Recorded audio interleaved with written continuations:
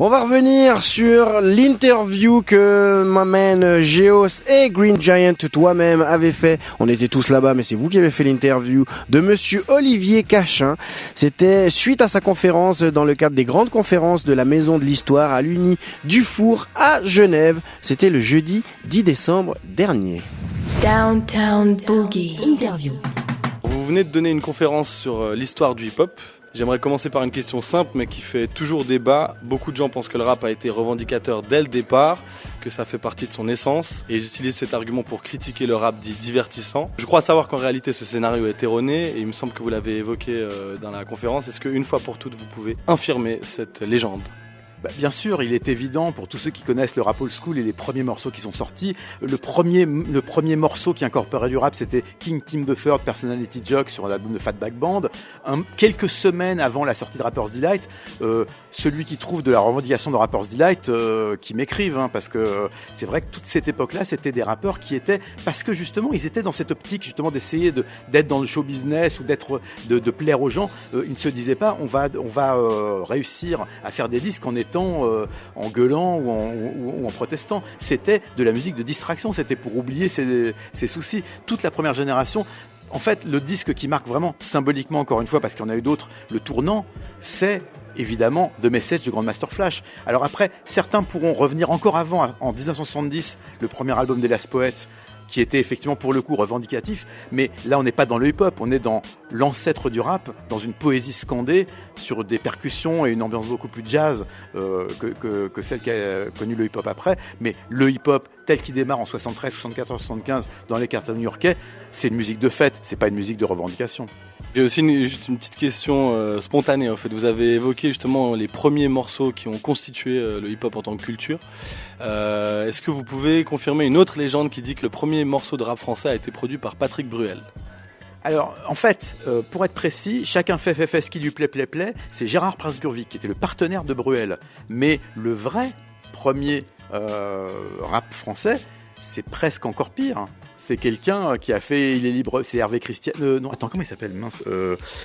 C'est un animateur radio qui a fait le premier rap, qui avait un générique d'émission et qui est devenu chanteur de variété et qui a fait le premier rap. Chacun fait ce qui lui plaît. C'était influencé par tout ce qui se passait à New York. Et effectivement, Gérard Prince-Gurvic, qui a travaillé avec Bruel, a composé la musique. Mais bon, c'est un peu un raccourci que de dire que Patrick Bruel a inventé le rap français, si c'est ce que disent certains.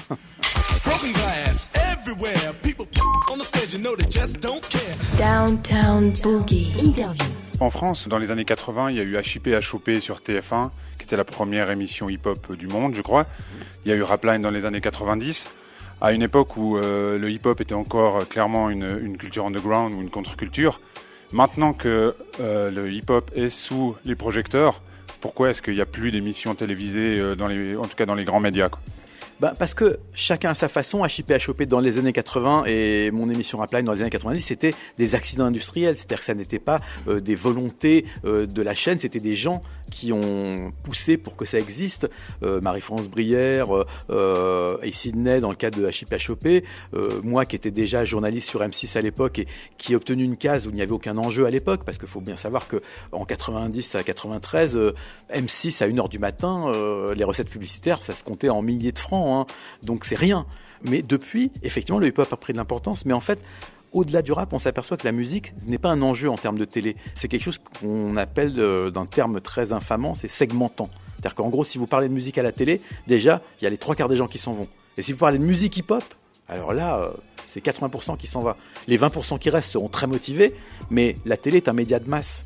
Et puis depuis, il y a eu Internet. Donc en fait, le hip-hop, il passe beaucoup plus aujourd'hui à travers des émissions, des podcasts ou des webzines ou des sites qui vont en parler, mais la télé, de toute façon, n'est plus un média où on peut avoir une émission digne de ce nom. Il va y avoir quelques chaînes comme Trace TV pour avoir un petit peu de musique et un peu de hip-hop, mais même des chaînes comme MTV qui à l'origine étaient des chaînes de musique, sont aujourd'hui des chaînes qui passent plus que de la télé-réalité. Donc la musique à la télé, ça a toujours été un problème et je pense que ça va pas changer maintenant, même si le hip-hop a évidemment une ampleur qui n'a rien à voir avec celle de l'époque d'HIP, HOP et de Rapline. Mais comment vous expliquez qu'aux États-Unis, le hip-hop a réussi à franchir cette barrière et de devenir clairement la culture populaire, Alors qu'en France, on voit clairement, en tout cas le traitement qui est fait dans les médias, que c'est comme si c'était une bizarrerie et qu'on comprend pas trop. Les commentateurs commencent toujours par dire « je connais rien au hip-hop, mais les textes, ci ou ça ». Pourquoi en France, le hip-hop n'arrive pas à franchir cette barrière ? Le hip-hop n'a pas le même passif en France qu'aux États-Unis. Aux États-Unis, c'est ce que je disais dans la conférence, c'est issu du peuple noir et c'est culturellement quelque chose qui est devenu une musique qui est l'équivalent aujourd'hui de ce que pouvait être le blues dans les années 20 ou de ce qu'a pu être pour une autre génération le rock dans les années 50.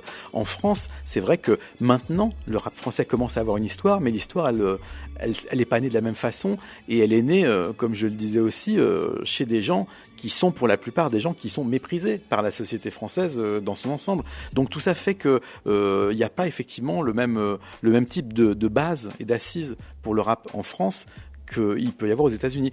Ceci étant, les choses commencent à changer, mais aussi il faut dire qu'on est un pays compliqué. Aux États-Unis, quand ça pète, on trouve ça bien. En France, on est toujours pour dire oui, mais maintenant c'est commercial, oui, mais ça c'est pas bien. Aux États-Unis, il y a des choses qu'ils aiment pas, mais ils reconnaissent pour autant le fait que ces choses-là peuvent faire avancer le mouvement. Tout le monde n'aime pas forcément le rap qui vend beaucoup aux États-Unis, mais en même temps, ils vont se dire voilà, c'est quelque chose qui fait partie du truc. En France, c'est le côté où on va dire oui, mais tel truc, ça n'est pas du rap parce que ça vend ou parce que ça n'est pas aussi underground. C'est une différente mentalité. Je crois qu'on est un pays, on est des romantiques. Aux États-Unis, c'est des pragmatiques. C'est très différent. Je ne vois plus que des clones, ça commençait à l'école. À qui tu donnes de l'épaule pour t'en sortir? Ici tout le monde. Et à titre personnel, est-ce que vous n'êtes pas un peu fatigué d'être l'avocat du rap en France, surtout quand ce dernier, par moment, peut se tirer des balles dans le pied? Ouais, il m'arrive de refuser certaines interviews parce qu'effectivement, j'ai pas envie de rebondir. Bon, c'est sûr que quand BFM TV m'appelle le dimanche soir pour me dire Ref a tapé le vendeur de chez Uncut, vous voulez réagir en direct, je dis non, là je suis un peu occupé, quoi. C'est parce que c'est effectivement pas ce qui me passionne. Mais bon, oui, c'est vrai, c'est ce qu'on disait tout à l'heure après la conférence. C'est vrai que je suis un petit peu l'alpha et l'oméga du représentant médiatique de cette musique. Maintenant, je pense que ouais, ça serait bien qu'il y ait d'autres gens qui en parlent. Mais moi non, je suis pas lassé dans le sens où tant qu'il y a des expressions de cette musique aujourd'hui qui m'intéressent, qui me font marrer ou qui me plaisent réellement, moi je serai toujours client. Moi, quand arrive un truc comme PNL, ça me fait halluciner. C'est-à-dire que là, je retrouve un intérêt. Il y avait des années que j'avais pas écouté autant de fois un album de rap français que celui de PNL. Il fallait carrément remonter aux années peut-être 2010. Donc ça me plaît. Quand il y a des surprises comme ça, des trucs qui sortent de nulle part et qui créent une autre légende. Maintenant, bon, je vais pas non plus mentir et dire que j'apprécie tout le rap français du moment. Il y a des trucs qui me saoulent, il y a des trucs qui me cassent la tête. J'avoue que j'ai compris qu'il y avait une barrière de génération quand j'ai écouté l'album de Gradure.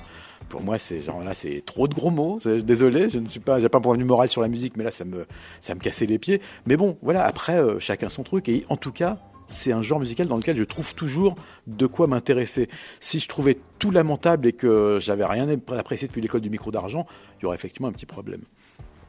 Moi, j'ai justement une question par rapport à vous, votre rapport dans les médias eux-mêmes. En fait, après votre article sur Nekfeu, j'avais été l'interviewer et puis il m'avait rétorqué au fait qu'on aurait pu dire on aurait pu évoquer le problème de la couleur de peau pour vous également, c'est-à-dire que si ça se trouve vous êtes aussi à votre place parce que vous étiez blanc et que d'autres journalistes noirs ou arabes auraient pu être à cette place, mais qu'il y a eu certaines discriminations. J'en profite justement dans le cadre de cette question-là pour évoquer la polémique sur BET France, où on a vu que le teaser ne présentait aucun animateur noir. Est-ce que vous pensez qu'il y a effectivement un problème de ce côté-là, c'est-à-dire dans l'envers du décor, un problème de racisme au niveau des médias? C'est au minimum maladroit. C'est vrai que c'est quand même un peu... Quand on a dans l'intitulé de sa chaîne Black...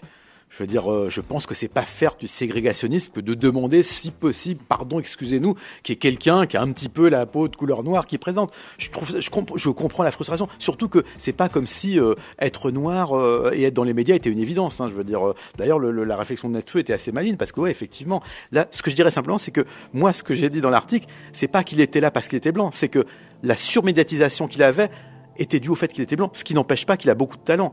J'espère qu'il pense la même chose de moi. Mais non, mais tu vois, le BET, oui, c'est vrai que c'est idiot parce que on sait déjà qu'il y a un problème. On sait déjà qu'en France, il y a moins de place dans les médias pour les artistes quand on est noir. Alors si en plus, quand il y a une chaîne qui s'appelle Black Entertainment Television, le message c'est même là, il n'y a pas de place pour vous.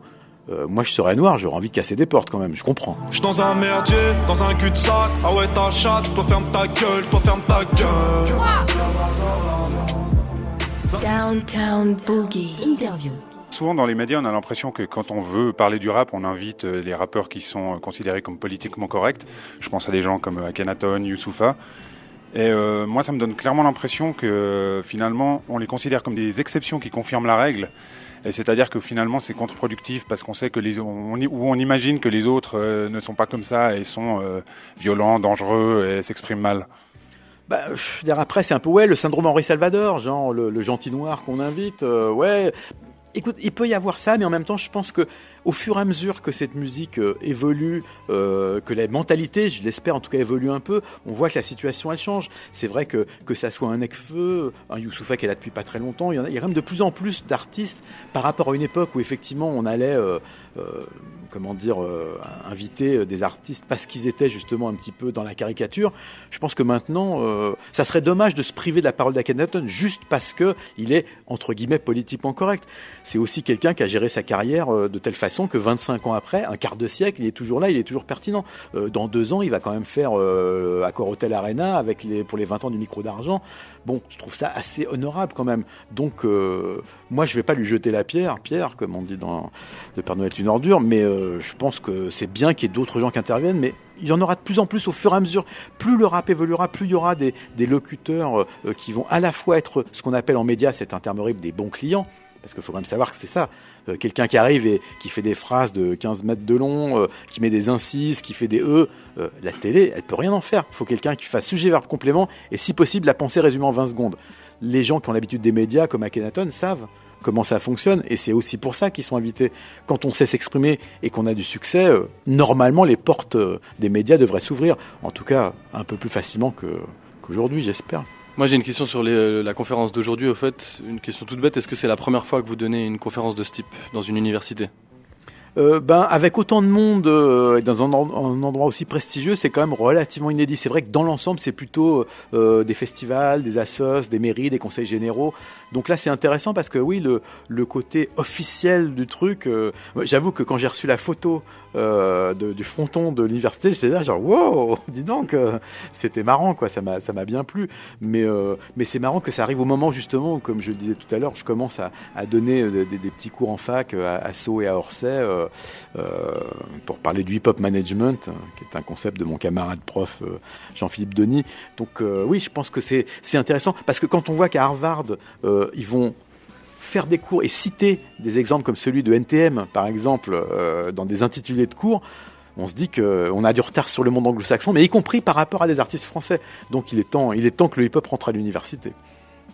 Alors justement, dans la même veine, est-ce que ce type d'événements institutionnels, comme vos conférences à l'université ou les expositions dans des musées comme celle de AKH avec l'Institut du monde arabe, est-ce que ça témoigne d'une plus grande reconnaissance du rap par la société avec des guillemets ? Oui, je pense que indéniablement, même si tout n'est pas parfait, on peut pas nier le fait que la situation a un petit peu évolué depuis l'époque où justement on invitait Joe Star et ses dents en or pour faire face à Michel Alliot-Marie. J'ai un souvenir très précis de cette émission, c'était dans Zone Interdite. J'étais invité, c'est moi qui ai fait l'intermédiaire pour inviter Joe. C'est sûr que ça a changé à l'époque, ou même plus récemment, quand le 113 a gagné 2 victoires de la musique, Mokobé me racontait que tous les artistes avaient fermé leur loge à double tour. Parce que les barbares débarquaient dans la ville. Donc oui, ça a un peu évolué. Maintenant, il y a encore de la marge d'évolution. On peut encore aller un petit peu plus loin. On peut même envisager, peut-être, qu'un jour, on interviewera des rappeurs juste parce qu'ils sont artistes et pas parce qu'ils sont rappeurs. Ce jour viendra. C'est ça, ouais. Downtown Boogie, baby. Alors, une dernière question pour terminer. Dans les années 90, tous les gamins qui se mettaient à écouter du hip-hop devaient un peu faire leur classe, c'est-à-dire écouter les grands frères, connaître l'histoire. Tout le monde, si on savait pas qui était Bambaataa, on n'avait rien à faire dans ce milieu. Il y a eu un moment où on a l'impression que le hip-hop a voulu tuer le père, en tout cas les nouvelles générations, qu'il y a eu un tournant et peut-être un excès de jeunisme et qu'on n'a plus valorisé l'expérience. Est-ce que c'est une impression que vous partagez et quel impact ça a pu avoir sur cette musique ? Oui, je le partage et c'est un de mes grands regrets, un de mes grands combats, c'est justement de lutter contre cette amnésie. Je pense qu'il y a une différence entre dire c'était mieux avant, comme certains grincheux, et dire simplement il faut savoir ce qui se passe avant. Parce que sinon, voilà, si on ne connaît pas la racine d'où vient le fruit, le proverbe est connu. C'est vrai que moi, quand je discute avec des gens qui écoutent du rap et qui ont 15, 18 ans, ils ont une méconnaissance totale de tout ce qui s'est passé avant. Alors que, par exemple, pour des gens qui écoutent du rock, ça va pas du tout être le cas. On a naturellement, pour les fans de rock, un regard vers ce qu'ont été les Stones, ce qu'ont été les Led Zeppelin, ce qu'ont été les Velvet Underground, et je l'ai vu, quelqu'un qui écoute du rap aujourd'hui ne sache pas qui est Joey Starr, qu'est-ce qu'a fait IAM, ou qu'est-ce que c'était que première consultation de Doc Gynéco.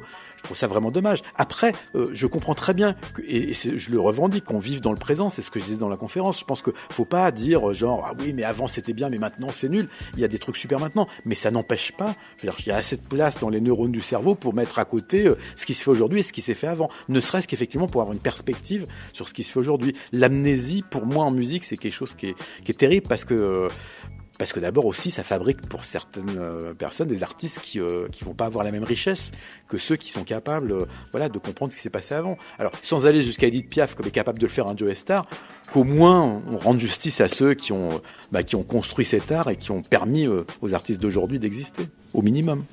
Merci beaucoup. Merci à Green Giant et à Géos pour cette interview de Olivier Cachin. Dernier morceau sur Downtown Boogie, on finira avec ça. Joey Starr et Natty sur l'album Caribbean Dandy, La Reine, avec en featuring Edith Piaf. Quand je rentre dans la reine, je suis comme un dieu qui s'amène. Même le fil me mène, je suis impérieux et je suis prêt. La démesure bien huilée, la masse criminelle. Je suis porté, transporté, tu ne cesses d'exister. Tu ne peux que capituler, tu sais